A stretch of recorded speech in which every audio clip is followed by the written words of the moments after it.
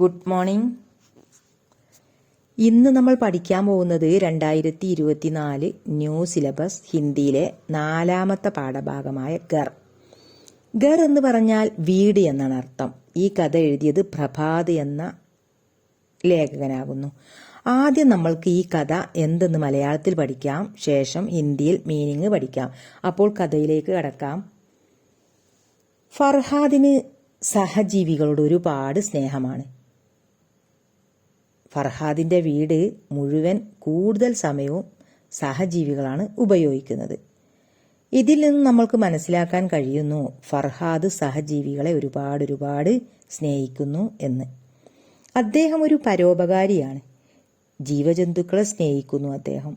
അദ്ദേഹത്തിന്റെ വീട്ടിൽ ചിപ്കലി, പല്ലി, മക്കടി, ചിലന്തി, മക്കി, ഈച്ച, മച്ചർ, കൊതുക്, ചൂഹ, എലി, തത്തയ്യ, ഉറുമ്പ്, മേട്ടക്, തവള, ഇങ്ങനെയുള്ള ഒരുപാട് ജീവികൾ അദ്ദേഹത്തിന്റെ വീട്ടിൽ വിശ്രമിക്കുന്നു, അതായത് താമസിക്കുന്നു. ഇപ്പോൾ തന്നെ നമുക്ക് മനസ്സിലാക്കാൻ കഴിയും ഫർഹാദ് ഒരു പ്രകൃതി പ്രേമിയാണെന്ന്. അതായത് പ്രകൃതിയിലുള്ള ജീവജാലങ്ങളെ സ്നേഹിക്കുന്ന ഒരു പ്രകൃതി പ്രേമി.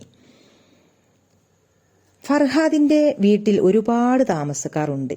അവരോടെല്ലാം ഫർഹാദിന് ഭയങ്കര സ്നേഹവുമാണ്. അദ്ദേഹം ഇവർ ആരെയും ശകാരിക്കില്ലായിരുന്നു. അങ്ങനെ ഫർഹാദ് ഒരു ദിവസം തന്റെ താമസം പുതിയ വീട്ടിലേക്കാക്കി. അങ്ങനെ പഴയ വീട്ടിൽ താമസിച്ചിരുന്ന എല്ലാവരും ഫർഹാദിന്റെ കൂടെ പുതിയ വീട്ടിലേക്ക് താമസം മാറ്റുന്നു. ഈ സഹതാമസക്കാരിൽ ഏറ്റവും പ്രധാനപ്പെട്ടവൻ പല്ലിയായിരുന്നു, അതായത് ഹിന്ദിയിൽ ചിപ്കലി. എന്നാൽ പല്ലിയേക്കാളും മുമ്പ് തന്നെ ഈച്ച, ചിലന്തി മുതലായവർ പുതിയ വീട്ടിൽ എത്തിക്കഴിഞ്ഞിരുന്നു. ഉറുമ്പുകളും കൂടുണ്ടാക്കി കഴിഞ്ഞിരുന്നു. ആ വീട്ടിൽ ചായ കുടിക്കാൻ ക്ഷണിക്കാൻ അയൽവാസിയായ കടുന്നലും എത്തിയിരുന്നു. പിന്നെ എലിയും ഈ വീട്ടിൽ താമസിക്കാൻ ഉണ്ടായിരുന്നു. വീടിന് പുറത്ത് അണ്ണാൻ താമസിക്കുന്നുണ്ടായിരുന്നു. പകൽ സമയങ്ങളിൽ പലതരത്തിലുള്ള കിളികളും എത്തുന്നു ആ വീട്ടിൽ. നമ്മുടെ വീട്ടുടമ ഫർഹാദ് രാത്രി ഒരുപാട് വൈകിയാണ് വീട്ടിലെത്തുക. വീട്ടിലെത്തിയാൽ മുഴുവൻ ലൈറ്റുകളും ഓണാക്കും. ഭക്ഷണം ഉണ്ടാക്കി കഴിക്കും. വെള്ളവും കുടിച്ച് ഒരു കൊതുക് വല വിരിച്ച് ലൈറ്റ് ഓഫാക്കി കിടന്നുറങ്ങും. അങ്ങനെ ഫർഹാദ് രാവിലെ ഉറക്കം കഴിഞ്ഞ് ഉണരുന്നു. തന്റെ ചപ്പലിൽ 3 തവള കുഞ്ഞുങ്ങളിരിക്കുന്നത് ഫർഹാദ് കണ്ടു. ഫർഹാദ് അവരെ കൈവെള്ളയിലെടുത്ത് പുറത്തേക്ക് നടക്കാൻ തുടങ്ങി.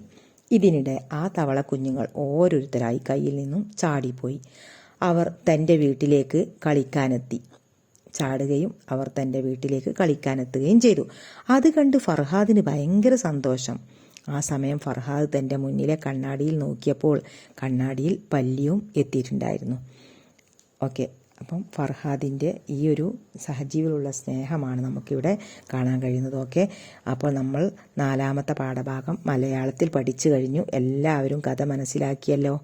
ഓക്കെ, നമ്മൾക്ക് അടുത്ത വീഡിയോയിൽ ഹിന്ദി വായിച്ച് മീനിങ് പറഞ്ഞ് പഠിക്കാം. എല്ലാവരും സപ്പോർട്ട് ചെയ്യുക, മറക്കരുത്. ഓക്കെ, അടുത്ത വീഡിയോയുമായിട്ട് കാണാം. Thank you.